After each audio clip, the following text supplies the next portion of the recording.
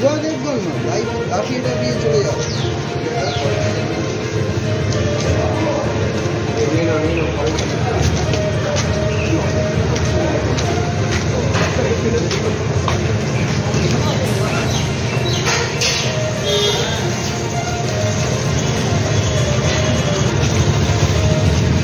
তদন্তের স্বার্থে রানা সহ যারা অভিযুক্ত ছিল, যাদের নাম এফআইআর হয়েছিল, তারা গ্রেপ্তার হয়েছে।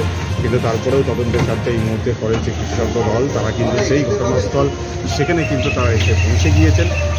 ভেতরে ঢুকে তারা ভেতর থেকেও